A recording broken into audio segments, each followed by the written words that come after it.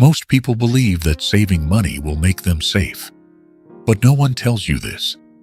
There are people who save for years, and then one day, they realize it was never truly safe. If you've ever thought that way too, stay until the end, because what you're about to hear might change the way you see money. Ryan was 27 years old. He worked as a warehouse employee for a shipping company in the city. There was nothing special about his job. Every day, he checked inventory, arranged packages, wrote things down, and repeated the same process over and over again. There was no creativity, no breakthroughs, but in return, he had something he believed was enough: stability. Ryan's salary wasn't high, but it was steady. And to him, that was enough. He didn't chase luxury. He didn't buy expensive things. He didn't travel far. He lived simply, almost repeating the same day over and over. But there was one thing Ryan always took seriously: saving money. From his very first paycheck, he had built this habit. Every month, after paying rent, food, and necessary expenses, he would always set aside a small amount. Not much, but he never skipped it. He put that money into a piggy bank, a metal one, placed in the corner of his closet. No one saw it. No one knew about it. But to Ryan, it was where he stored his sense of security. Every time he dropped money in, he heard a small sound, a dry metallic clink. But to him, it wasn't just a sound.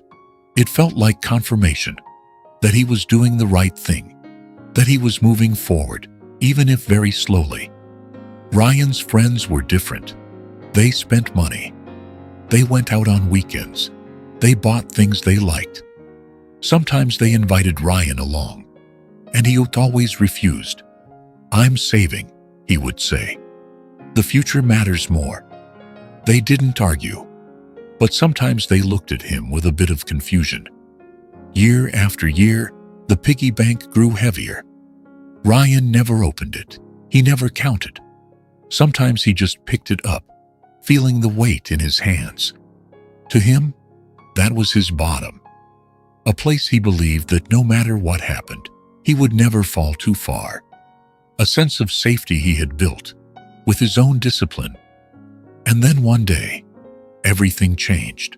A phone call in the afternoon. The voice on the other end was fast and urgent. His mother had been hospitalized. Ryan didn't think twice. He left work and rushed to the hospital.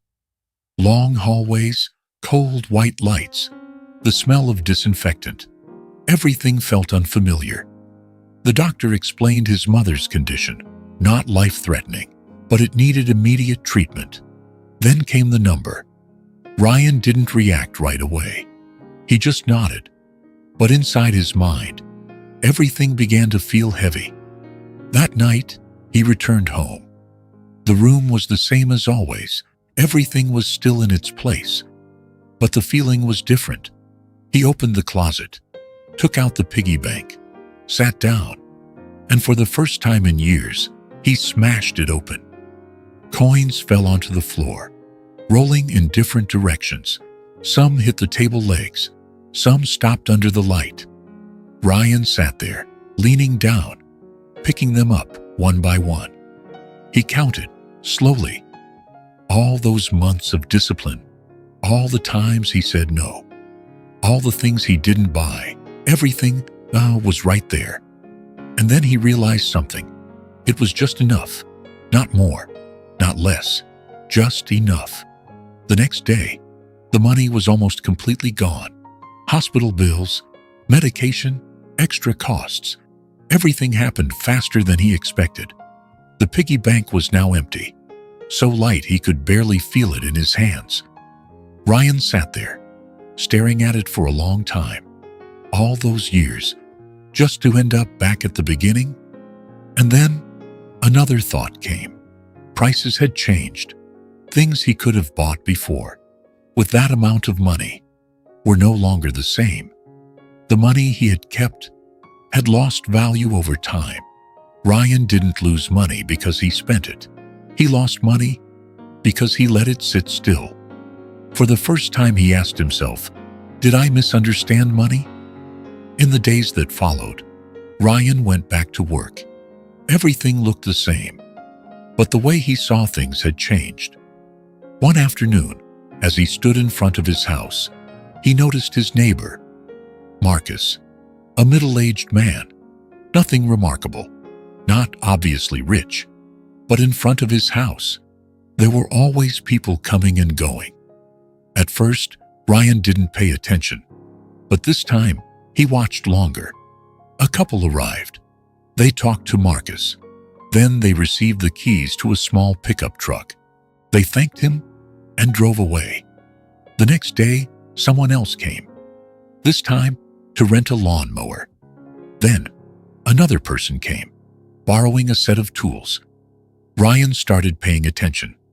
Within a few days, he noticed something simple. Marcus didn't work like him. Marcus let his things work for him. Ryan walked over and asked, "Did you buy all of this?" Marcus smiled slightly. "Not all at once." He spoke slowly. "At first, it was just one old machine. I bought it cheap, rented it out, then used that money to buy another." Ryan stayed silent. Marcus looked at him and added, "Money shouldn't just sit in one place." He pointed to the items in the yard. "It should work." The sentence was simple, but it stayed in Ryan's mind. That night, Ryan looked again at the broken piggy bank. For the first time, he didn't feel regret. He felt that he had misunderstood. A few days later, Ryan decided to do something different. He didn't buy a new piggy bank. He took the money he had left. Not much, but this time, he didn't keep it. He used it. He bought a high-pressure car washer. Not because he needed it, but because he knew other people did. He posted a simple line online, "Car washer for rent by the day."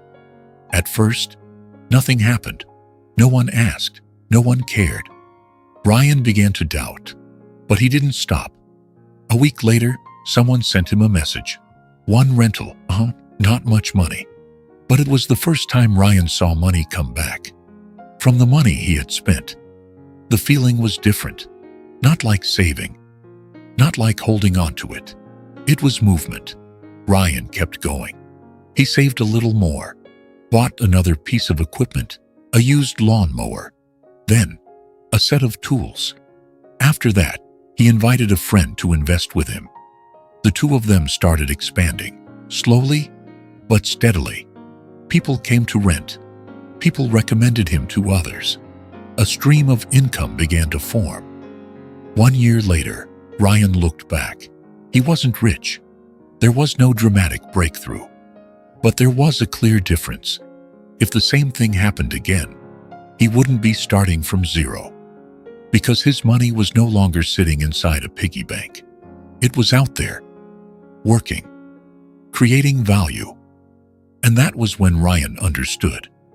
Saving money can make you feel safe, but it doesn't truly protect you. Only one thing does. When your money can create more money, it doesn't have to be big, but it has to move. Because money that stands still loses value. But money used the right way grows over time. If you're still holding on to money just to feel safe, maybe it's time to rethink that. Not to stop saving, but don't stop there. Let your money work.